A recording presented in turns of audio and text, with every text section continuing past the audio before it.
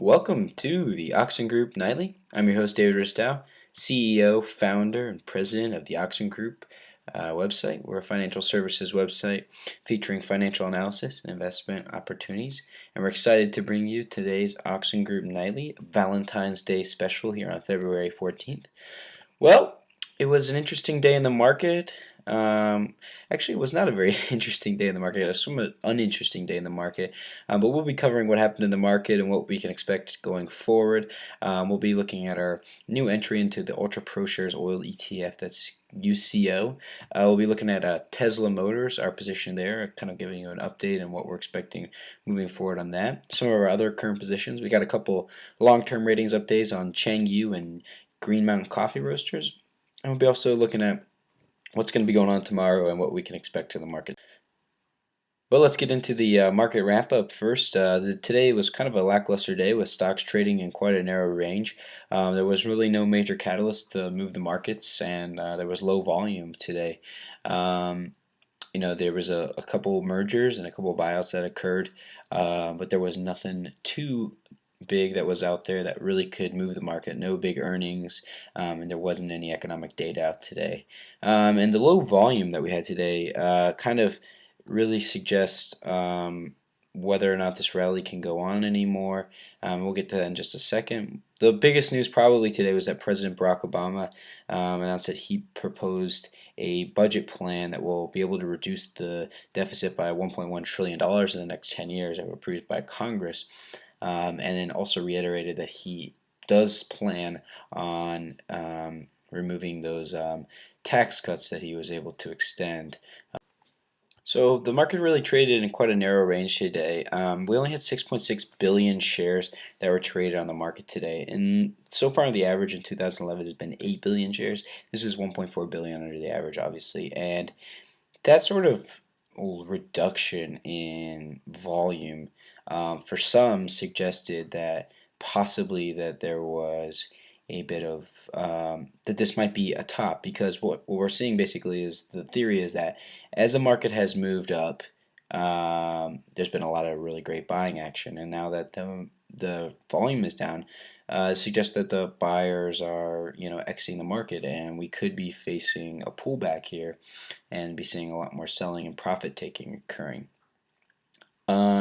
Now, I think that is a quick, that's a quick assessment of just, something that happened today. There's a lot of economic data on the agenda for tomorrow, and some earnings, and also today was a holiday. I mean, I know it's Valentine's Day, but it is a holiday, and there definitely would be, a group of people that probably would take the day off. It's the first major holiday since the winter break, and I think that you can see some of that shaking up from that. And however, there just really wasn't anything to move the market. Buying on nothing really has never occurred. Every day that we've seen great buying, it's been because there's been news out there. There's been things that have been able to move the market, and there really just wasn't anything out there today to really move the market. I mean, some of the top stories were really just quite insignificant stories. So I don't think we should pull the trigger yet and say this market can't trade any higher. But I do think that we do need to be concerned, and we do need to be looking at it. Real quick, what happened during the day today, and this is one of the reasons why I still remain somewhat bullish, but I'm more cautious on my bullish outlook on the market, is we opened lower on the lack of economic news, the profit taking, and some of the comments from Obama about his new budget. But you see that, like we have in the past, we had this dip here. We opened lower, but we really bought up throughout the day, the dip. We bought up this low, and the market almost ended up pretty much neutral on pretty much absolutely no news. We had some good movement in the energy stocks after the GE acquisition, as they get more into the oil industry, and materials did well. And I think that if we had seen that we had trailed off throughout the day with the low volume, maybe we would be, it would be a little bit more of, this might be the start of a bearish run. But seeing that buying action, seeing that support coming back into things, even with the low volume, still suggests to me that we can't just write this off yet, and that whether this market is going to continue to move, higher at a a fast rate as it has been, that definitely probably isn't going to be able to happen anymore. But whether we're about to hit a 2 or 3% or 4% or 5% pullback in the market, I'm not sure that that also will occur. So because we're still bullish and we still think things can rally, one of the places that really has a lot of room to grow is the oil market. And we really like ProShares Ultra, Dow Jones UBS. Oil ETF. This is an ETF that has a lot of good volatility, but it really follows the oil market very closely. Some of the other more volatile ETFs, such as ProShares Ultra Oil and Gas ETF, follows more companies in the oil market, so it's a little bit less connected to oil prices. And this is a really nice ETF to follow if you want to really match the oil market but get some of those bigger gains. Um, and oil has really dropped recently. It was at pretty high levels, close. Some talk about it was going to go to 100, and since that talk, it's dropped on increased supply levels as more oil's come into the market to take advantage of these higher prices, and the stocks have dropped. Excuse me, oil has dropped, and the stock therefore has dropped with it. But at this current price, we like this stock a lot. So here we have, this is the USO chart actually instead of the UCO chart, because this chart is really quite, pretty much follows the oil market pretty much right in line, the U.S. oil fund. And we see that we're here, oil's at $85.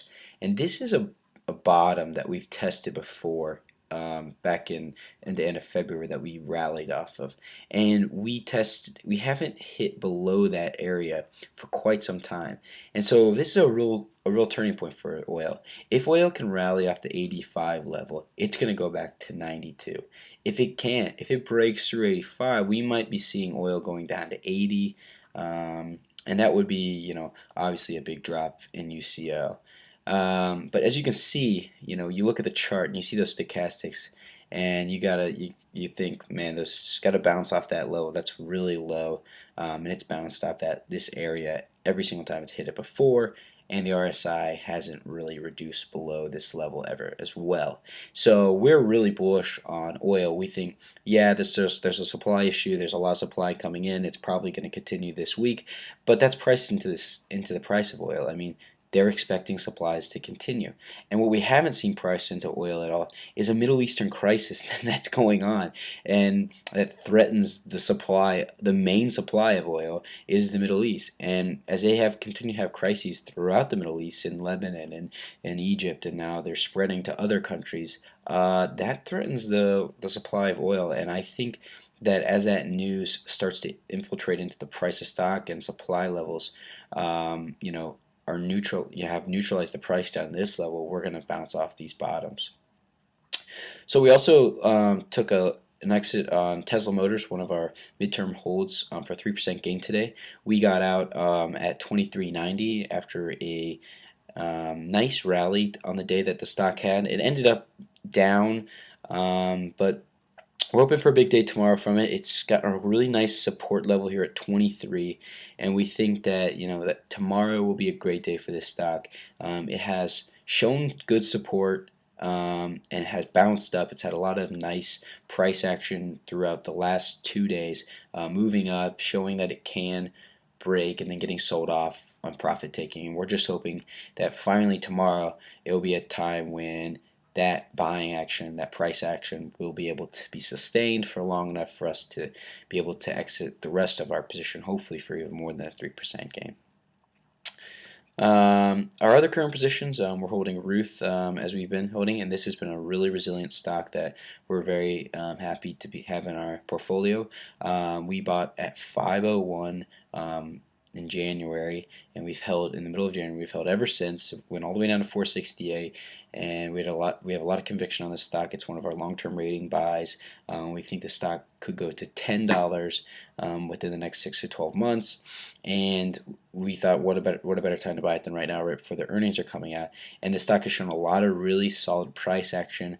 Sold off today, took some profits on the stock, but I think that it has a great support level now at 5, and if it holds that level, If this stock could definitely go to 520, 530, 540 even before earnings, and we're hoping to get out at 520 for a nice 4% gain on the position. We got our members back into the stock back at 470, and so they're sitting up, 7 to 8% overall right now, and we think that they could make even more still out of it. We also got into China Sun Energy today. CSUN's the stock ticker at 457. This is on the Oxen Group's $5 list. It's a group of stocks that are around $5 that we like. And the reason we really like this stock is because of the solar movement that we're expecting to see in this week and next week as earnings start to come out. We've got First Solar and we've got Yingli Green this week, and then we got a whole bunch of solar companies next week. And China Sun Energy is one of the companies that, out of the group, it's not it's definitely not the market maker anymore. I mean, this was one of the bigger companies a couple years back, but they really have had some management issues. But as solar shows some good earnings, as solar gets some attention throughout the rest of this week, we think that CSUN, comparatively to the rest of the stocks, is undervalued and has a lower price, and we think that we can get a nice premium on some movement on CSUN rather than trying to get some premium on some of the more overvalued stocks that in the solar sector.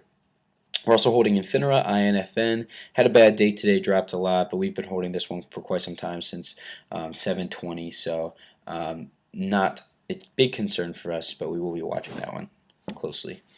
We also have some interesting information about our long-term portfolio to update you on today. We initiated coverage of Changyu.com. CYOU is the ticker at a buy with a price target of $48 on Friday. And today we picked up shares at $36.83 with initial price target right over $40 for our first target exit. And we used the money that we had from an exit on a short sale on GMCR that we got out of today. We took a 30% loss on this stock. This is a company that I believe completely in my fundamental analysis of this company that they are heavily overvalued. But after today, they announced that they're in talks with Starbucks for a business partnership, maybe a merger, most likely going to feature Starbucks in their K-Cup lineup. That adds a lot of value to the stock, and even though it's completely overvalued, and even overvalued probably with the Starbucks addition to its lineup, this stock has a potential to go to 60 now, and we'll take our losses. Our long-term portfolio is still in the green, and we have a lot of great holdings there, and we are happy to get out of this one and be able to reinvest it into CU. So for tomorrow, we've kind of touched on this already, but can the market move up? There's questions about that movement. And the low volume questions to gains. I think that it really comes down to we've got a lot of interesting economic data coming out tomorrow. We've got retail sales, we've got business inventories. We've got the housing market index.